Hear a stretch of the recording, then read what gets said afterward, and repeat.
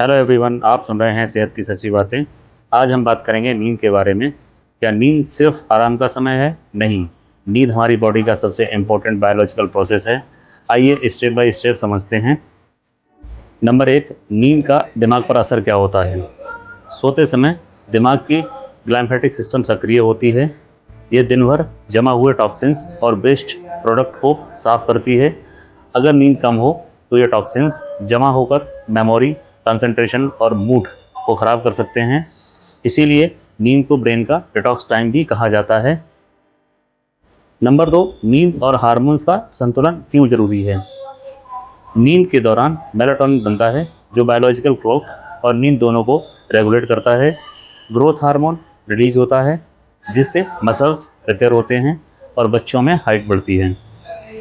नींद की कमी से कॉर्टिसोल बढ़ता है, जिसको हम स्ट्रेस हार्मोन भी कहते हैं, जिससे ब्लड प्रेशर और शुगर दोनों अनकंट्रोल्ड हो सकते हैं।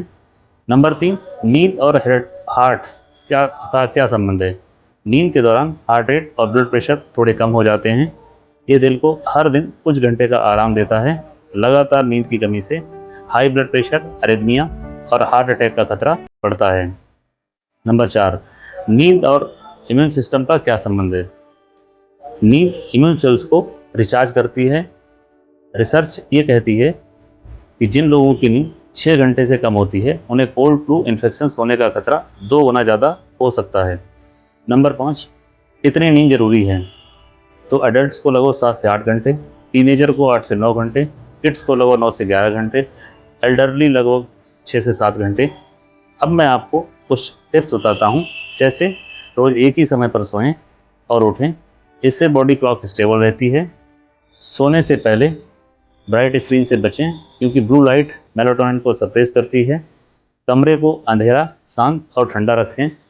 इससे डीप स्लीप क्वालिटी इंप्रूव होती है। देर रात हैवी खाना और कैफीन से अवॉइड करें। तो समझ लीजिए, नींद सिर्फ आराम नहीं है, ये ब्रेन का डिटॉक्स है, बॉडी का रिपेयर है, हार्मोन्स का बैलेंस है और इम्यूनिटी का बूस्टर है। इसीलिए कहते हैं अच्छी नींद अच्छी सेहत की जड़ है। तो आप सुन रहे थे सेहत की सच्ची बातें। मिलते हैं अगले एपिसोड में। Thank you so much for watching this video. Have a nice day.